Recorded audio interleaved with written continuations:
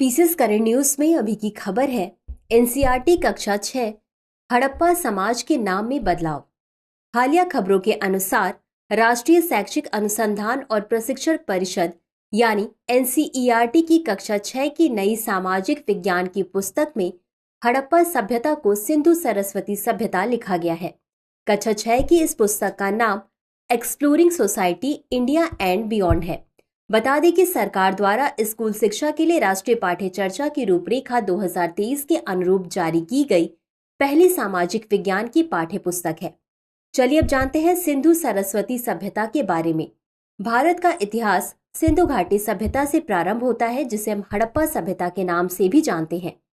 यह सभ्यता लगभग 2500 ईस्वी पूर्व दक्षिण एशिया के पश्चिमी भाग में फैली हुई थी, जिसे वर्तमान में पाकिस्तान तथा पश्चिमी भारत के नाम से जाना जाता है।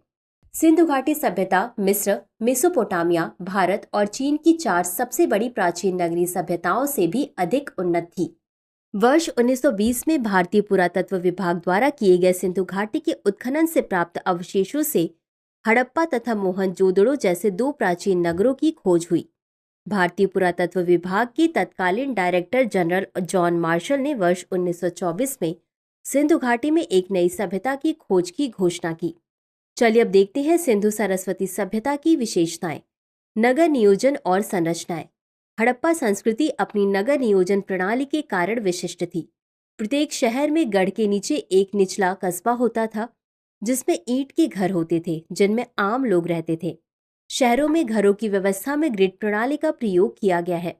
इन शहरों में अन्न भंडार पाए गए हैं, जो इन नगरों का एक महत्वपूर्ण हिस्सा थे। हड़प्पा नगरों में पकी हुई ईंटों का प्रयोग उल्लेखनीय है, क्योंकि मिस्र की समकालीन इमारतों में मुख्यतः सूखी ईंटों का प्रयोग किया जाता था। लगभग सभी शहरों में हर बड़े या छोटे घर का अपना आंगन और स्नान घर होता था। बता दें कि कालीबंगा में कई घरों में कुएं थे। धौलावीरा और लोथल जैसे स्थलों पर पूरी बस्ती किलेबंद थी और शहर के भीतर के हिस्सों को भी दीवारों से अलग किया गया था। कृषि और पशुपालन। हड़प्पा के गांव, जो ज्यादातर बाढ़ के मैदानों के पास स्थित थे, पर्याप्त खाद्यान्न पैदा करते थे। यहाँ गेहूं, जौ, राई, मटर, तिल, मसूर, चना और सरसों का उत्पादन किया जाता था। गौरतलब है कि गुजरात के स्थलों से बाजरा पाया गया है, जबकि चावल का उपयोग अपेक्षाकृत कम था। सिंधु लोग कपास का उत्पादन करने वाले सबसे पहले लोग थे। अर्थव्यवस्था। सिंधु लोगों के जीवन में व्यापार का महत्व एक विस्तृत क्षेत्र में अनेक मोहरों, एक समान लिपि और विनियमित बाट व माप की उपस्थिति से स्पष्ट होता है। हड़प्पावासी पत्थर, धातु, शंख आदि का काफी व्यापार करते थे।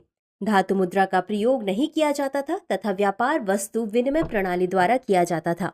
वे टिग्रिस और फरात नदी के इलाकों के लोगों के साथ भी व्यापार करते थे। अन्य विशेषताएं।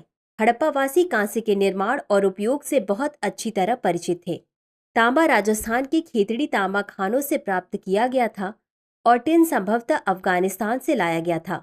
चांदी, सोने और कीमती पत्थरों के आभूषण बनाए जाते थे। गौरतलब है कि किसी भी हड़प्पा स्थल पर कोई मंदिर नहीं मिला है। सिंधु घाटी सभ्यता का पतन। सिंधु घाटी सभ्यता का पतन लगभग 1800 ईसा पूर्व में हुआ, लेकिन इसके पतन के वास्तविक कारणों पर अभी भी बहस होती है।